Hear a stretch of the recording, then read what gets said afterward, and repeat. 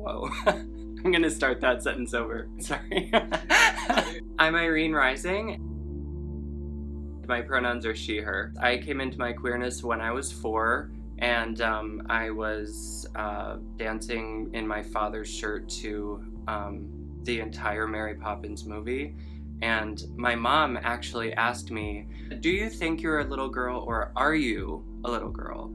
And I said I was. Heteronormative society is always going to other queer bodies and sensationalize us or sexualize us or, you know, objectify us. A lot of the queer people we're seeing on TV and the queer stories are stories that really do fit into the heteronormative culture. There's not enough gray area, like we're not really getting into the meat of who queer people are. Seeing queer people on TV, but seeing really beautiful, skinny queer people on TV, or, you know, seeing stories that it's sort of easy for non-queer folks to like understand. Maybe I feel more pressure perhaps as a queer person to adopt the perfect beauty standards that society puts upon us, because I feel like if I can perfect those, then I have more of a likelihood of being accepted into mainstream culture. I came out as trans and started taking hormones and also went vegan at the same time. So between those two things, but especially my diet change, while I started feminizing physically, like medically, I was also losing weight. So, and that was like naturally and healthily. So I was getting so many comments all the time. You look so good, you look so skinny, you look so feminine. I instantly conflated in my mind being feminine with being small, and being a woman with being skinny. I did develop an eating disorder, and you know, it really just kind of got out of control, specifically actually after my gender affirmation surgery, which was, you know, definitely the most beautiful and amazing thing I've ever done in my life. But it was also a time where I was like the most miserable, surprisingly, and it really like breaks my heart to say that. I did gain weight, and it just like set me into this like deep destructive pattern. I sort of like made food the enemy, and I made my body the enemy, while I was like simultaneously like celebrating my body doing this like miraculous thing. I finally felt connected to my body, but at the same time I hated it. I do still struggle with, you know, my eating disorder. Weekly therapy has really been helping me, and I do have a wonderful therapist who is very honest. We're really trying to, you know, like retrain my mind from thinking that being smaller equals being more feminine, being smaller equals being more worthy of things like love. It's definitely a journey and a process, but I do feel like I'm getting somewhere with that.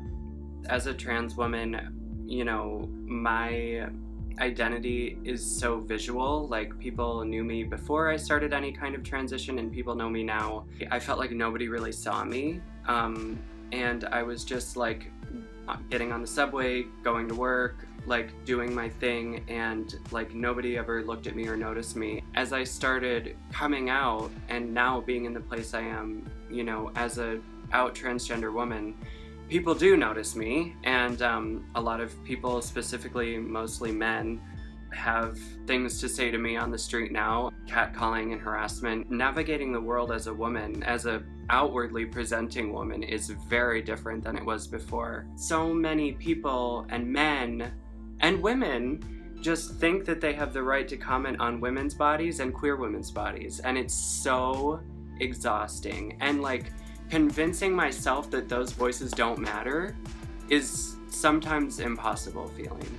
When you approach somebody and you say, "Oh, you look so skinny," and you say it in a positive way, like, "Oh, you look so skinny, good for you, what are you doing, you look amazing," because you're smaller, that's like, that can be potentially very damaging. You don't know where people are necessarily with their body image or their place of self-worth, and you don't know if they're exhibiting destructive eating or, you know, going through something dark. I would so prefer being told like, "Oh, you look beautiful," you know, or something, instead of "you look skinny and that equals success." And we're all guilty of it too. I mean, we've all done it. Like, "Girl, you're losing weight, like, damn, like, you look great." That is toxic though. The advice I would give my younger self before I knew anything about anything would be, whatever your instincts are and what your heart is telling you right now, that is correct and that is not wrong. And you having those impulses to wear mom's clothes and put on your great-grandmother's shoes, those things are your authentic self, and do not question them. Don't limit yourself and don't hide.